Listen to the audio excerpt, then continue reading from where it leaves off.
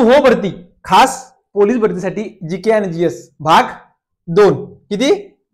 भाग 2. तर पहा, प्रत्येक गावातील जमीनधारक यांच्या नोंदी कोण ठेवतो? काय? खेडागाव असते, खेडागावातील जमीन या धारकाच्या जर नोंदी ठेवायच्या असेल तर ते काम असते कोणाचं? तलाठी. कोणत्या व्यक्तीचं असतंय? तलाठी. याला म्हणतो आपण पटवारी. काय म्हणून ओळखतो? पटवारी. याला पटवारी म्हणूनही ओळखतात. कोणाला? तलाठी या पदाला. सर्वात पहिलं तलाठी पद काय? सर्वात पहिले तलाठी पद निर्माण. तलाठी पद निर्माण ते निर्माण केलं होतं राजश्री शाहू महाराज. कोण केलं होतं? राजश्री शाहू महाराज. काय झालं होतं आपल्याकडं महाराष्ट्रात? कुठं? महाराष्ट्रात पहिले होतं काय? कुलकर्णी वतने होतं. काय होतं? कुलकर्णी वतने होते. आणि तेच कुलकर्णी वतने काय केलं होतं? रद्द केलं होतं 1918. कधी रद्द केली होती? 1918. महाराष्ट्रात कुलकर्णी वतने रद्द करून काय? कुलकर्णी वतने रद्द करून तलाठी पदाची नेमणूक. काय? तलाठी पदाची नेमणूक. आणि ती नेमणूक केली होती कधी? 1918. 1918 ला या पदाची नेमणूक करण्यात आली होती. त्याच्या अगोदर काय होतं? पहा, शेरशाह सुरी होता. कोण होता? शेरशाह सुरीच्या जो दरबार होता त्या दरबारात एक तोडरमल नावाचा व्यक्ती होता. कोण होता? तोडरमल. शेरशाह सुरी. कोण? शेरशाह सुरी. या शेरशाह सुरीच्या दरबारात एक काय होता? राजमंत्री होता. कोण होता? एक मंत्री होता. त्याचं नाव होतं तोडरमल. कोण होता? तोडरमल. आणि तो होता भू अभिलेख. काय? भू अभिलेख मंत्री. कोण होता? भू अभिलेख मंत्री. आणि या भू अभिलेख मंत्र्याहून काय झालं होतं? तोडरमलच्या काळात पटवारी पद निर्माण झालं होतं. कोणतं पद? पटवारी. कोणतं पद निर्माण झालं होतं रे? आणि पटवारी. आणि त्याच पटवारी पदापासून आपल्या महाराष्ट्रात 1918 मध्ये काय कोणतं पद निर्माण झालं? तर तलाठी पद. आणि तलाठी पद सर्वात पहिले निर्माण केलं होतं राजश्री शाहू महाराज. कोण केलं होतं? राजश्री शाहू महाराज. त्याच्यानंतर पहा, पोलीस पाटलाचे मुख्य कार्य खेड्यातील. काय? पोलीस पाटील यांचे मुख्य कार्य खेड्यातील काय? तर काय? कायदा व सुव्यवस्था राखणे. काय रे? कायदा व सुव्यवस्था राखणे कोणाचं काम असते? पोलीस पाटील. पोलीस पाटील पहा, आपल्याकडे पोलीस पाटील एक अधिनियम होतो. काय तो? अधिनियम. पोलीस पाटील अधिनियम असतो 1967 चा. कधीचा असतो? पोलीस पाटील अधिनियम 1967. पोलीस पाटलाची नेमणूक. काय? पोलीस पाटलाची नेमणूक. या पोलीस पाटलाची नेमणूक करतो उपविभागीय अधिकारी. कोण करतो? उपविभागीय अधिकारी. यानी की आपण याला म्हणतो उपजिल्हा अधिकारी. कोण म्हणतो? उपजिल्हा अधिकारी. जर पोलीस पाटलाचा निवृत्ती वर्ष काय? निवृत्ती सेवानिवृत्त. काय? सेवानिवृत्त वय तर तो वयाच्या 60व्या वर्षी सेवानिवृत्त होतो. किती?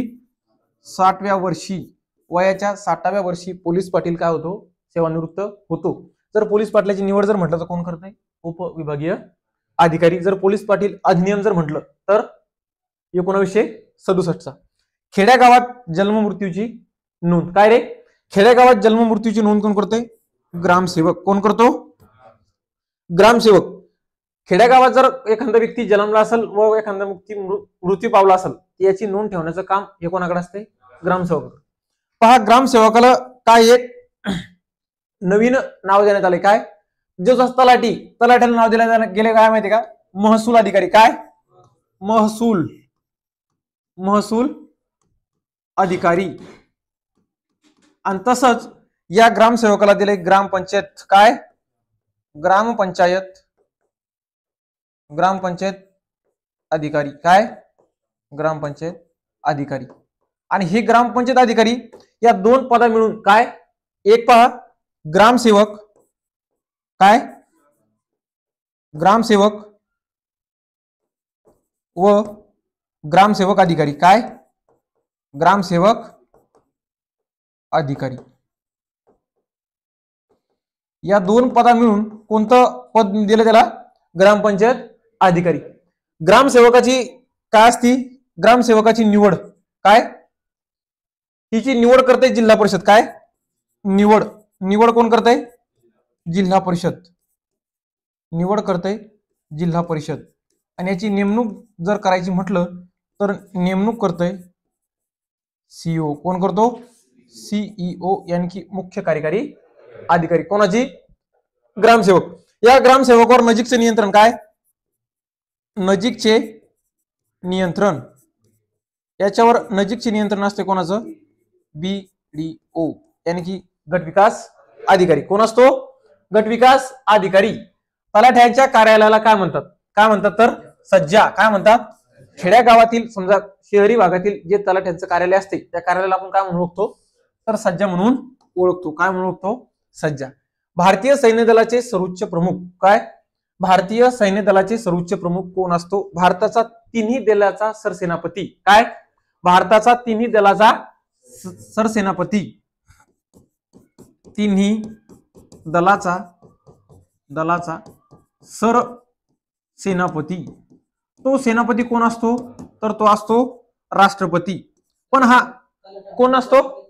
राष्ट्रपती. कोण असतो? सांगितलं ना कोण असतो? राष्ट्रपती. आणि तो राष्ट्रपती असतो कलम 53(2) नुसार. किती नुसार?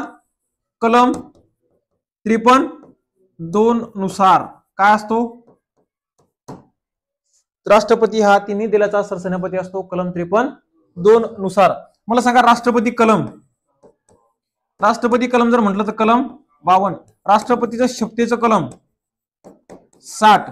राष्ट्रपतीची महाभियोग काय? महाअभियोग. जर राष्ट्रपतीचा महाभियोग जर म्हटलं तर किती येतो? 61. त्याच्यानंतर पहा उपराष्ट्रपती. उपराष्ट्रपती कलम 63. किती येते? 63. त्याच्यानंतर पहा घटक राज्याच्या सीमा बदलण्याचे अधिकार. घटक राज्याच्या सीमा बदलण्याचा अधिकार कोणाला असतो? तर भारताची संसद. कोणाला असतो? भारताच्या संसदेला आपल्या भारताचं जर सीमा बदलायचं असेल आणि नवीन राज्य निर्माण करायचं असेल तर ते काय असते? पहा 5वी घटनादुरुस्ती. कितवी? 5वी घटनादुरुस्ती. 5वी घटनादुरुस्ती 1955. कधी रे? 5वी घटनादुरुस्ती 1955 नुसार आपण आपल्या राज्याचं काय करू शकतो? कलम 3 मध्ये. किती? कलम 3. कलम 3 नुसार नवीन राज्य निर्माण करणे. काय? नवीन राज्य निर्माण करणे. नवीन राज्य निर्माण करणे व सीमा बदलणे. काय? सीमा बदलणे. कलम किती नुसार? कलम 3 नुसार आपण काय करतो? बदलू शकतो. परंतु हा अधिकार फक्त कोणाला असतो? संसदेला. बरं मला सांगा संसदेचं कलम. या संसदेचं कलम जर विचारलं तर किती सांगायचं? 79. किती सांगायचं? 79. त्याच्यानंतर भारत सेवक समाज. काय? भारत सेवक समाजचे संस्थापक. या भारत सेवक समाजचे संस्थापक होता गोपाळ कृष्ण गोखले. कोण होता? गोपाळ कृष्ण गोखले. आणि ह्याच गोपाळ कृष्ण गोखलेनं भारत सेवक समाजाची स्थापना केली होती 1905 ला. कधी केली होती? 1905. याची जर तुम्हाला विचारली स्थापना, भारत सेवक समाजाची स्थापना जर विचारली तर ती झाली होती 1905. जर कोणत्या ठिकाणी जर असं विचारलं ठिकाण तर ठिकाण सांगायचं काय रे? पुणे. काय सांगायचं? पुणे या ठिकाणी भारत सेवक समाजाची स्थापना केली होती गोपाळ कृष्ण गोखले. या गोपाळ कृष्ण गोखलेचे राजकीय गुरु कोण असन रे? गोपाळ कृष्ण गोखलेचे राजकीय गुरु काय? राजकीय परत गेलो होता. राजकीय गुरु कोण? महादेव गोविंद रानडे. कोण? महादेव गोविंद रानडे. आणि याच रानडेचा परत राजकीय गुरु जर म्हटलं राजकीय गुरु तर तो येतो कोण? केटी तेलंग. कोण येतो? केटी तेलंग. हा व्यक्ती काय? महादेव गोविंद रानडेचा राजकीय गुरु आहे. आणि गोपाळ कृष्ण गोखले हे महात्मा गांधीचे कोण होतं? राजकीय गुरु होते. कोणाचे? महात्मा गांधीचे राजकीय गुरु जर म्हटलं तर कोण? गोपाळ कृष्ण गोखले यांनीच भारत सेवक समाजाची स्थापना केली पुणे जिल्ह्यात 1905 ला. समजलं? त्याच्यानंतर पहा डेक्कन सभेची स्थापना. काय? डेक्कन सभेची स्थापना.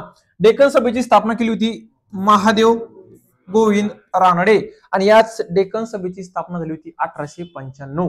कधी झाली होती? जर स्थापना विचारली तुम्हाला काय याची जर स्थापना विचारली तर 1800 सांगायची, 1895. आणि ती स्थापना पण झाली होती पुणे जिल्ह्यात. कुठे झाली होती? पुणे या ठिकाणी झाली होती 1895. आणि ती केली होती महादेव गोविंद रानडे. कोण केली होती? महादेव गोविंद रानडे. ही हे डेक्कन सभा या ठिकाणी ती एक डेक्कन एज्युकेशन सोसायटी. काय ती? Deccan education society. काय ती रे? Deccan education society. आणि ती डेक्कन एज्युकेशन सोसायटी झाली होती 1884 ला स्थापन. कधी झाली होती? 1884 ला स्थापन. आणि ती केली होती 3 व्यक्तीनं. कोण केली होती? 3 व्यक्तीनं. बाळ गंगाधर टिळक नंबर 1 कोण आहे? बाळ गंगाधर टिळक. नंबर 2 गोपाळ गणेश आगरकर. नंबर 3 चा व्यक्ती कोण आहे? विष्णू शास्त्री चिपळूणकर. कोण? चिपळूणकर. विष्णू शास्त्री चिपळूणकर. या 3 व्यक्तीनं 1884 मध्ये मुंबई या ठिकाणी काय डेक्कन एज्युकेशन सोसायटी. डेक्कन सभा वेगळी आणि डेक्कन एज्युकेशन सोसायटी वेगळी. ती वेगळी ती बाळ गंगाधर टिळक, गोपाळ गणेश आगरकर आणि विष्णू शास्त्री चिपळूणकर. त्याच्यानंतर पहा मुरळी प्रतिबंधक चळवळ. काय? मुरळी प्रतिबंधक चळवळ केली होती कर्मवीर विठ्ठल रामजी शिंदे. कोण केली होती? कर्मवीर विठ्ठल रामजी शिंदे या व्यक्तीने केली होती. तर ती केली होती 1996 ते 97 दरम्यान. कधी? 1996 च्या 1997 दरम्यान ही झाली मुरळी प्रथा. आणि परत एक देवदासी प्रथा. कोणती? देवदासी प्रथा बंद. ती बंद केली होती. कोण केली होती? विठ्ठल रामजी शिंदे. काय केली होती? आणि याच विठ्ठल रामजी शिंदेनं काय केलं होतं? अस्पृश्यता निर्मूलनासाठी एक परिषद भरवली होती. काय कुठे राहिली होती? अस्पृश्यता निर्मूलन. विठ्ठल रामजी शिंदे अस्पृश्यता निर्मूलन परिषद. काय केलं होतं रे? अस्पृश्यता निर्मूलन परिषद भरली होती 1918 ते 20. कधी भरली होती? 1918 ते 1920 ला. कोणत्या ठिकाणी भरली होती? तर ती भरली होती मुंबई. कोणत्या ठिकाणी भरली होती? मुंबई. आणि याच अस्पृश्यता निर्मूलन परिषदेचे अध्यक्ष म्हणून व्यक्ती होता सयाजीराव गायकवाड. कोण होतं? या अस्पृश्यता निर्मूलन परिषदेचे अध्यक्ष, याचे अध्यक्ष होता सयाजीराव गायकवाड. कोण होता? सयाजीराव गायकवाड. आणि अस्पृश्यता निर्मूलन परिषद कोण भरवली होती? तर ती भरवली होती कोण? विठ्ठल रामजी शिंदेनं. कधी भरली होती? 1918 ते 1920 ला. कोणत्या ठिकाणी भरवली? तर कुठं सांगायची? मुंबई. कोणत्या ठिकाणी भरवली? मुंबई. त्याच्यानंतर पहा इष्ट असेल तर बोलणार आणि साध्य असेल तर करणार. इष्ट असेल तर बोलणार आणि साध्य असेल तर करणार अशी जी उद्गार होता तो उद्गार काढला होता गोपाळ गणेश आगरकर. कोण काढला होता? गोग आगरकर या व्यक्तीने. कसा संधी उद्गार काढला होता? इष्ट असेल तर बोलणार आणि साध्य असेल तर करणार. त्याच्यानंतर पहा बॉम्बे असोसिएशन स्थापना. काय? बॉम्बे असोसिएशन स्थापना भाऊदाजी लाड. कोण रे? बॉम्बे असोसिएशनची स्थापना भाऊदाजी लाड. आणि ही स्थापना केली होती त्यांनी केली होती 1852. कधी केली होती? 1852. कशाची री? बॉम्बे असोसिएशनची स्थापना. आणि ती केली होती भाऊदाजी लाड. कोणी केली होती? भाऊदाजी लाड. आणि बॉम्बे नेटिव्ह एज्युकेशन सोसायटी. कोणती? बॉम्बे नेटिव्ह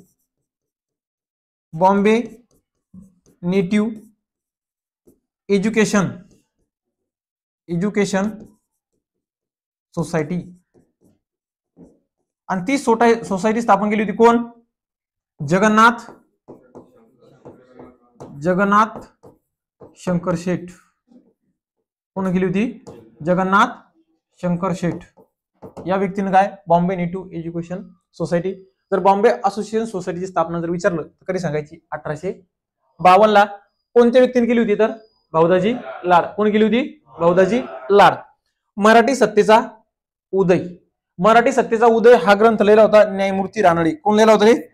न्यायमूर्ती रानडे. कोणत्या व्यक्तीने लिहिला होता तर न्यायमूर्ती रानडे. कोणता मराठी सत्तेचा उदय हा ग्रंथ कोण लिहिला? न्यायमूर्ती रानडे. त्याच्यानंतर पहा श्रद्धानंद छात्रालय. काय? श्रद्धानंद छात्रालय पंजाबराव देशमुख. काय? पंजाबराव देशमुख यांनी काय केलं होतं? या छात्रालयाची काय केली होती? स्थापना केली होती. याच पंजाबराव देशमुखला म्हणतात कृषक समाजाची स्थापना केली होती. आणि कोणत्या? कृषक समाजाची स्थापना. पंजाबराव देशमुख कृषी विद्यापीठ कुठे आहे? कोणत्या ठिकाणी? पंजाबराव देशमुख कृषी विद्यापीठ. आपल्या महाराष्ट्रातील कृषी विद्यापीठ आहे कोणतं?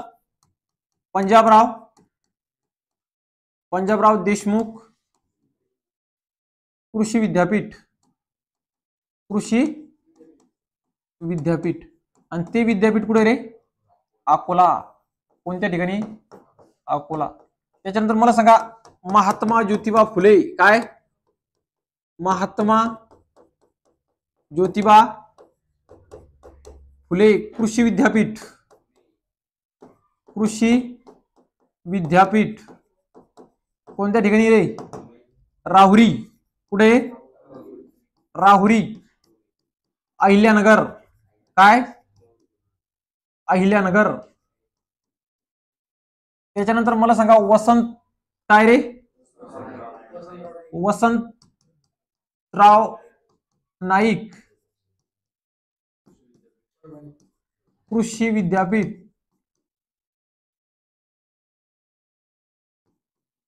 कुठे रे? परभणी.